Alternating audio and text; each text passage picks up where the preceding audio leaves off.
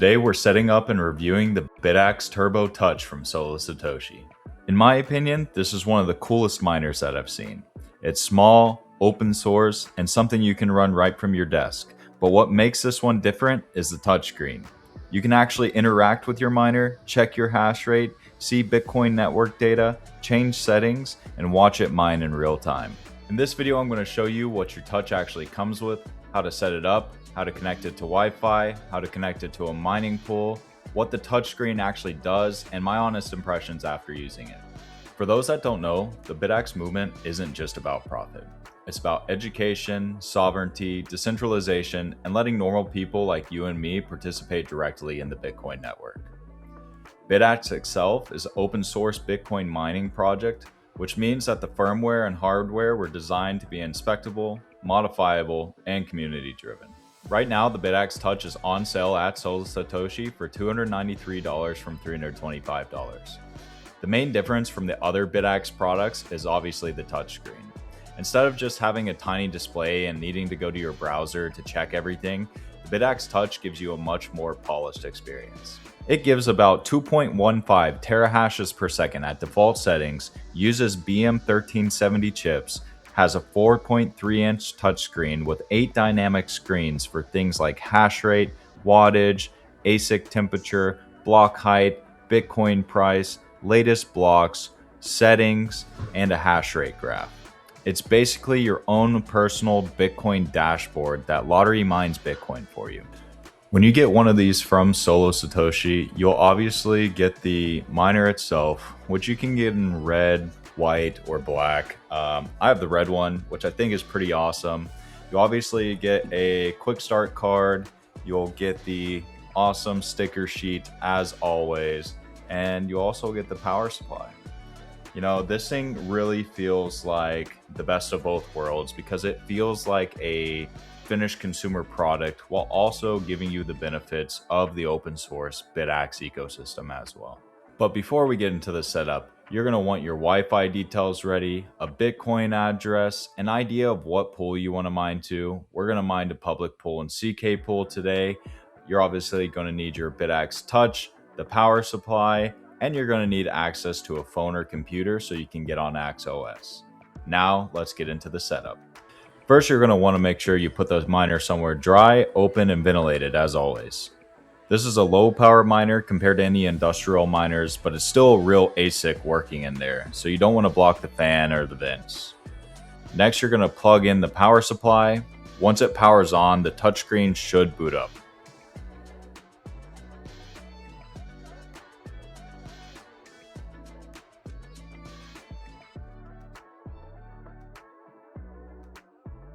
From here, the Wi-Fi settings screen will appear and you'll be able to use the touchscreen to enter your network name and password.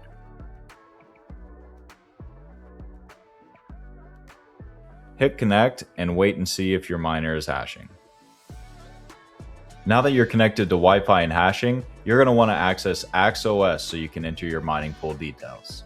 As always, there are multiple ways that you can mine with one of these things, but solo mining is the best for the network and it gives you a chance at claiming the full block reward.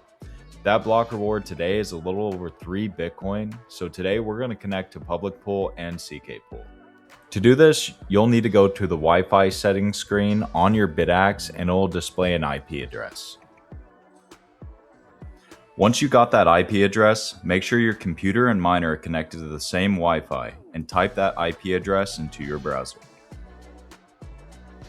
Once that loads, you'll be in AxeOS. This is basically your one-stop shop where you can see the dashboard, mining settings, temperature, fan, hash rate, and other important metrics. But the great thing about the Bitaxe Touch is that most of this information is on the device itself. The most immediate thing that you will do from here though is enter the pool settings.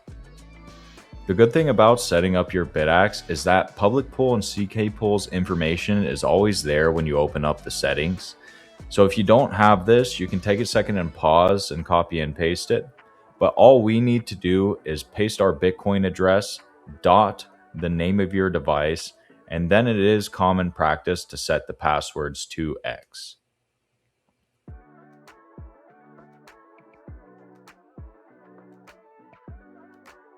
After you're done inputting all of that information, you have to hit save and then restart your device.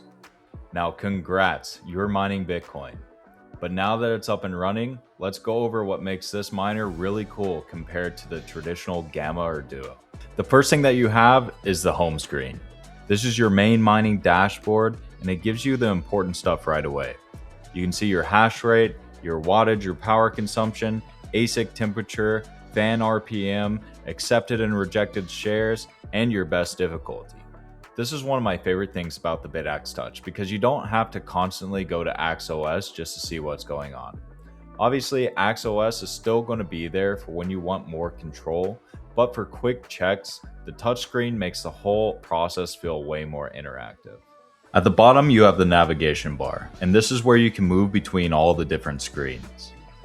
The first button takes you back to the home screen, which is the main mining dashboard that we talked about. The second button is the block height screen.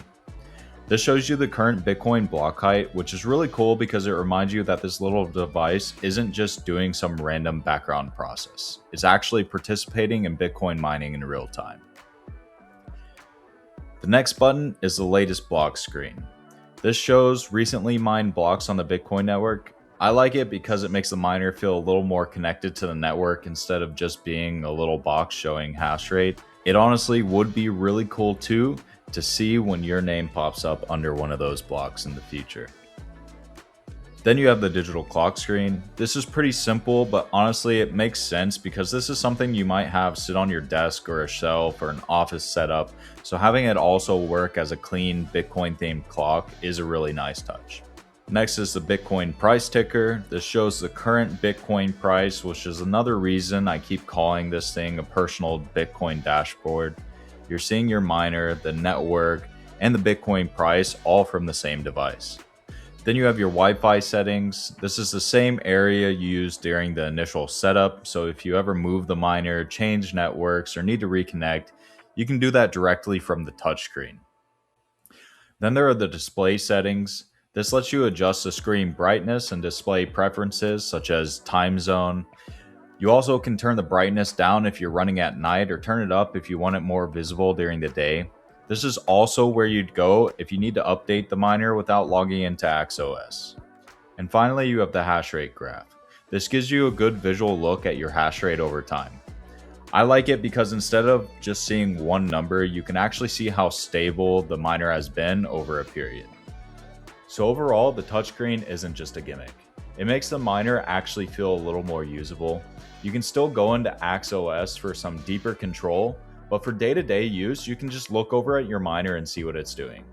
And this also doesn't even scratch the surface as far as the different customization that you can use and different API calls, but that can be a completely different video. That's what makes the Bitaxe Touch feel different. It turns a normal home miner into something you can actually interact with.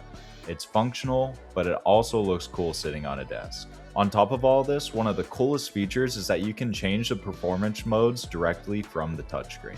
There are three main modes: low, medium, and high. Low mode is listed at about 2.34 terahashes per second at about 41 watts. This is the mode that you would use if you care more about keeping your power consumption, heat, and noise down. If your room is warm or if you're trying to run this somewhere quiet, low mode makes a lot more sense. Medium mode is listed at about 2.44 terahashes per second at about 45 watts. This is basically the balance mode. Finally, high mode is listed at about 2.67 terahashes per second at about 48 watts. This is for when you want to maximize hash rate, but obviously that comes with a little more heat and power draw. If you want to get more advanced, custom performance tuning can be done through AxeOS, and you could probably push these things for about 3 terahashes per second, but today we're going to focus on the default settings because that's what most people are probably going to use. Whenever I talk about what it's actually like to run one of these things, it's not like you're plugging in an industrial miner that takes 1,000 watts of energy and sounds like a jet engine. Depending on the mode, it takes anywhere from low 40 watts to high 40 watts of energy, which is completely reasonable for a home mining device. To put this in perspective, it's closer to running a small appliance, a bright light bulb, or a computer charger than it is to running a full industrial miner. Now, noise-wise, it's definitely manageable. Is it completely silent? No. There's still a fan running in there, but compared to an industrial miner, or even some of the Bitaxe Gammas that I have running behind me, it's honestly very reasonable. I have it running next to my bed on my bedstand, and it's something that I don't notice any of the time. And that's the point of a Bitcoin miner like this. It's not trying to compete with any big industrial mining farm. It's trying to make Bitcoin mining more accessible again, all while giving you a chance every 10 minutes to mine 3.125 Bitcoin. But overall, the first thing I like is how polished it feels. A lot of open source hardware is awesome, but it can be really intimidating for beginners. The Bitaxe Touch still has that open source spirit, but the touchscreen and finished design make it feel much more approachable. The second thing that I like about this is that it makes mining visible. When most people think of Bitcoin mining, they think of huge warehouses, but with something like this on your desk, you can actually see it, interact with it, and use the screen to explain things such as hash rate, shares, and solo mining in general. The last thing that I'll mention is that it really fits the culture of Bitcoin home mining. This isn't just about making money, even though we all would love to. People always ask, how much Bitcoin am I going to make with this? And I get it. I mean, that's a completely fair question. But at the end of the day, if you're solo mining, you have to understand that you are lottery mining. You're not buying this for weekly payouts. You're buying this because you want to participate in the system. You're supporting decentralization, you're learning, you're running real mining hardware from home, and you're taking a shot at finding a block. That's what makes this fun. That's why we love Bitaxe Touch so much. Because when you first start mining, it can seem like it's way more confusing than it actually is. You hear about pools, wallet address, firmware, fan settings, etc., and it can feel like there's a huge barrier to entry. But a device like this lowers that barrier. If you want to pick up a Bitaxe Touch, it's listed in the website for $293. And while you're at it, go ahead and check out some of the other home mining gear. Links to that will be in the description. If you enjoyed this video, leave a like, subscribe for more mining content, and leave a comment at what you would want to see next. Thanks for watching, and I'll see you in the next one.